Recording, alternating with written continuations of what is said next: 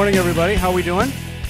Good. Awesome. It's great to be here. I'm going to start up here if it's okay with you, and I want to welcome you to what I refer to as the relationship era, a period of time where it really is all about relationships. And yes, I've had the good fortune to be behind the scenes, sometimes studying, sometimes serving, sometimes living for as much as a week at a time behind the scenes with the organizations that you see on the screen right now. But a real brief history lesson to help you get the context of where I want to go in the few minutes we have today. Real brief history. The reason we talk about the relationship era and the power of relationships is found if you go back to about 1900. From 1900 to about 1960, we had what we called the product era, okay? So in other words, because of, listen for this, technology and transportation, if you just built it, they would come. I mean, you would shop where you could get to, you went to church where you could get to, you went to school where you could get to. Fast forward to the next era, the consumer era, transportation and technology opens up a little bit, and now I've got choices. I can shop downtown, or I can go down to the big box store at the mall. I can also use something that many of you have in front of you right now. I can start to think about the internet. Fast forward to today and why this content is so critically important to your organization. We are in, and will be for the next couple of decades, something called the relationship era, a time where those that are going to win, the 4 stars and 5 stars, have already figured this out. Those that are going to win are going to be working on deep, pervasive, long-term, sustainable relationships, not just with their customers, it's important, but also their internal stakeholders as well. There's 3 things that I've learned from those 7. In fact, there's a lot more. Trust me, we have 12 minutes. There's 3 things that they have in common with about 2,000 others worldwide. Now, these are the top 2,000 customer experience brands worldwide. 3 things real quick. Number 1, organizations today that are going to be winning in the relationship era are starting to hire for EQ, emotional intelligence, soft skills. IQ is still going to be important. Resumes are still going to need to be solid. You're going to have good references still. Of course, where you went to school may matter. But one of the things we're focusing on now is EQ, the capacity to move past the mobile device and the technology that's sometimes a barrier and actually have a firm handshake, a smile, and to make eye contact. Now, if these organizations find somebody with high EQ, they do something really interesting. They're going to train them well in something that I call QCS. That's an acronym that stands for Quality Customer Service. I will unpack that for you all in just a few minutes. So in other words, we found somebody with good EQ, high EQ. They've got great soft skills. We're going to onboard them well and train them well. The third thing they can do is this. They get out of their way. They enable and empower these great hires in the relationship era to not call the manager and ask permission, but to act as an advocate on behalf of the stakeholder, to serve the customer even better. A real quick story. This little girl's name is Natalie, and she lives in the Twin Cities. This is a photograph of her this past Christmas Day. And the doll she's holding is called a baby Kayla, a Kayla doll. Now, the doll is about 18 inches, retails for about $50 to $100. But it is highly interactive because it syncs with a mobile device. When Kayla opened this present, she lives in the suburbs up in the Twin Cities. Her mother's name is Michelle. When she opened the gift on Christmas morning, it didn't work. Now, what's an example of EQ and some decent training and enabling and empowering?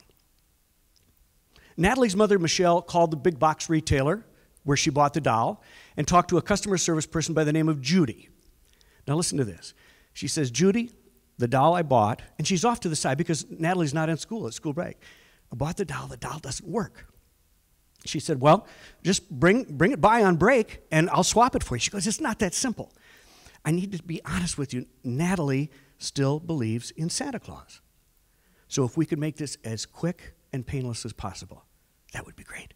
Now remember, EQ, decent training, enabled and empowered to act. Sure enough, the next day they go into the store. And without hesitation, Judy sees Natalie coming in the store with the doll, and she does this. You must be Natalie. You know, stranger danger. Natalie's like, huh? Stop, drop, and roll. And says, yes, I am. She goes, well, you're not going to believe this. Now listen for these cues. Santa has been making a few last-minute rounds after the holiday. A few of the toys that came out of the workshop weren't working exactly as Santa would have liked. and he has a brand new baby Kayla here waiting for you. If you want to make the switch, it's fine by us, and he wishes you a very Merry Christmas.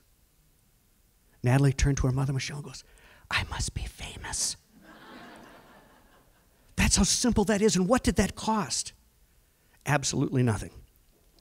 Now, for every one of those stories, and sadly today they're rare, I also hear a gazillion bad ones. This is a photograph of an experience that actually happened to me. I was at a mall with my wife, Linda, and this is a photograph I took of probably a college freshman or sophomore up in Milwaukee, Wisconsin. I need you to look at this young man's face and his intent stare at a computer screen. Linda wanted a new pair of walking shoes. We got that. She handed it to me. I said, Linda, do you want me to check out? And she said, sure, go ahead. So I went up to the counter, and I put the box of shoes down. I could not get this kid to look up. I mean, if he had a mobile device, it would be like he was looking for Pokemon, okay? So I could not get him to look up. And then you do the other stuff, the Captain Obvious stuff. You put the box of shoes down harder, right? It's like, you go, couldn't get him to look up. He was just scrolling down the screen. I said to Linda, sweetie, do you have your mobile phone or your camera with you, the vacation camera in the bag? Do you have that? And I swear to you, she got this close to my face and she goes, we are not doing this here. I said, I'm not going to cause a scene. I don't cause a scene anyway. I'm not going to cause a scene. I asked the kid his permission. I said, may I take your photograph? And he goes, I don't care. So I stepped back behind that clothing rack. You can see the hangers right there. And I took his photograph. And I said, finally, young man, I need to get going. We need to get going. I said, I am curious. And he was able to process it. He switched the mode over to cash register, and he was able to process the purchase. I said, I'm just fascinated. You seem very intent on the content on the screen. And he said, yeah, when we're not busy or we don't have customers. I'm like, okay. When we're not busy and we don't have customers, we're encouraged to read ahead on our handbook, our training. And so we can download those learning modules right here to the computer, and I can read and get better. I said, I am fascinated by that. That's amazing technology. I said, can you tell me what unit you're reading today? He goes, that's our unit on customer service. True story. True story. Now, some organizations really are super solid at it. I was very, very blessed, and trust me, the CEO of Starbucks and I do not exchange Christmas cards. I knew somebody who knew somebody. But I had the great fortune to be able to spend a day at their corporate headquarters, and Howard did give me full access to anything I wanted to study, and I spent a great day there. But I asked him quite clearly, I said, coffee's great, and it's fun to have your customers addicted to caffeine, but what is the secret? And he said, like the other great brands I've studied and the other 2,000 worldwide, it really is about EQ, finding great people, training them well, and then getting out of their way, enabling them and empowering them to serve the customer's needs. In fact, he said not just meet, but exceed the customer's expectation. Now remember, I told you I would unpack QCS for you real quick, one of those 3 things I love sharing with audiences. QCS stands for Quality Customer Service, and it is a fundamental understanding by the 4-star, 5-star organizations, whether they're for-profit or non-profit, of excellence. Now, who among you talks about that? These are organizations that benchmark others. They talk regularly about what it means to be excellent. Not just to meet a customer's expectation, which is a line right here. They enable and empower their stakeholders to step 1 foot over, to exceed the expectation, and they do their very best to make the exchange an experience. The stories that are most fascinating in that space are urban legend now. I was with the Ritz-Carlton people for about a week down in Atlanta, Georgia. This story did not originate there, but it was shared there. A young couple and their young boy left their toy giraffe. It was his comfort toy. You know, it's just like we have a blanket, but it was his comfort toy. And they left it in the hotel room. They called back to the hotel because the young man was upset. I left giraffe and, you know, he's lost. So they called the Ritz-Carlton. I think it was a New York property. And said, when housekeeping comes through and they flip the room, would you see if you could keep an eye out for giraffe? And they did. The Ritz-Carlton people are just so well trained.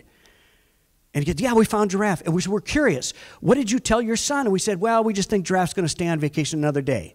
We're hoping he forgets. But you and I both know that kids don't forget those things. But what Ritz-Carlton did on this EQ stuff, on this great training stuff, on this enablement and empowerment stuff that's QCS, they took that giraffe and they took a photo of it by the pool. They took giraffe and went out to the restaurant at the Ritz-Carlton, took a picture. And then they went to the lobby, this beautifully ornate lobby at the Ritz-Carlton, by the concierge desk, took a picture. And they put it in a child's photo album that you and I could buy at Walgreens or CVS, packaged the giraffe and this little photo album, which is probably just a couple of bucks, with a note on Ritz-Carlton letterhead that says, "Thanks for letting me stay on vacation one more day." And that family will be Ritz-Carlton customers for life. Now, of course, when that got on the internet, and it did go viral, other companies like Southwest were like, "Find something! There is a toy, there's a stuffed animal, anything, find it. It's lost on one of our planes." And truth be known, that tiger has flown to a number of Southwest Airlines hubs and was reunited and also on the internet in a wonderfully emotional scene. That's what goes into some of the stuff I do with organizations all over the Midwest. I love it. I have such a passion for it because it really is all about relationships. The technology stuff, we all have it already. The ones that are going to win are going to focus on relationships. My name is Dr. Bill Withers. Let me welcome you again to the relationship era.